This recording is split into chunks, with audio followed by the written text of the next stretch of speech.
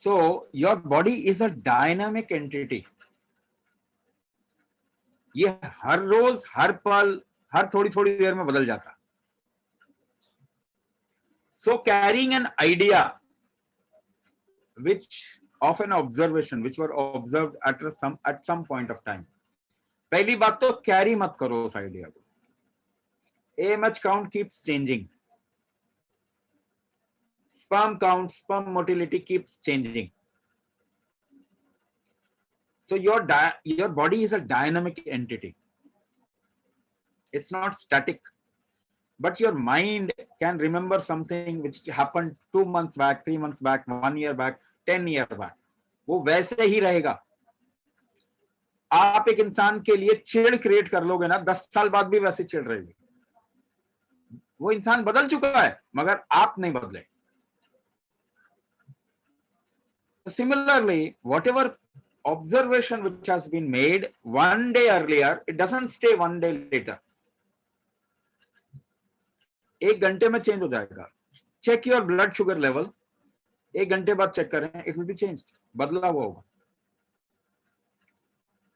सो पहली चीज, जब हम कहते हैं the tubes are blocked, so ऐसा बहुत रेयर केस ही होगा where it is completely blocked. और ऐसा रेयर केस ही होगा जहां पे it is not blocked at all. आपको मालूम है एवरी हार्ट हैज ब्लॉकेजेस. हर एक हार्ट में ब्लॉकेजेस होते हैं.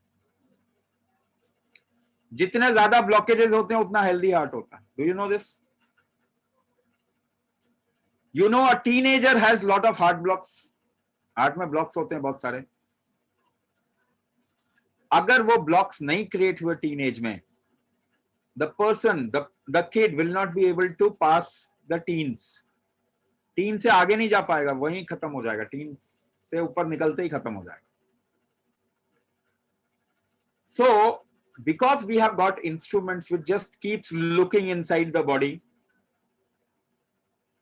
we can also look at cancer cells and tag anybody as a cancer patient who doesn't have a cancer.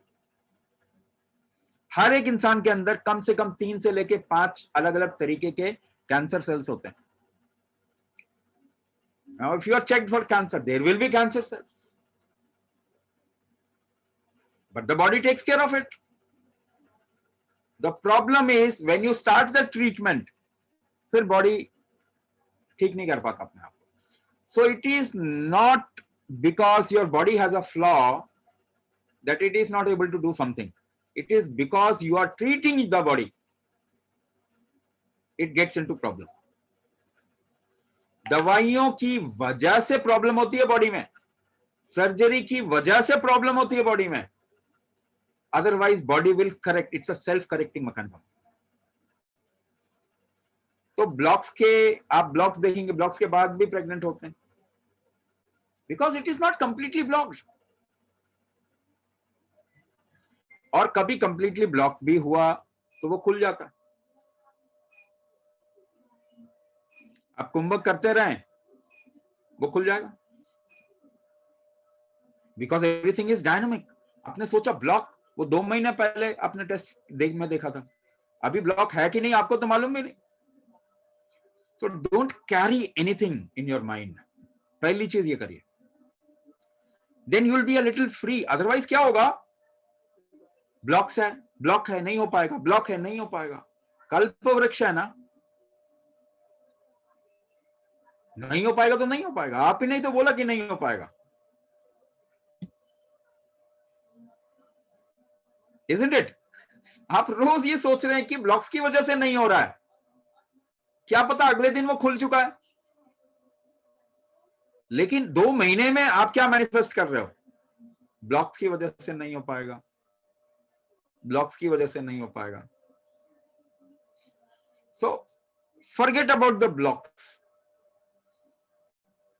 अगर आपकी इच्छा इतनी तेज है, इंटेंशन इतनी है, तो ब्लॉक्स क्या ठीक नहीं होंगे?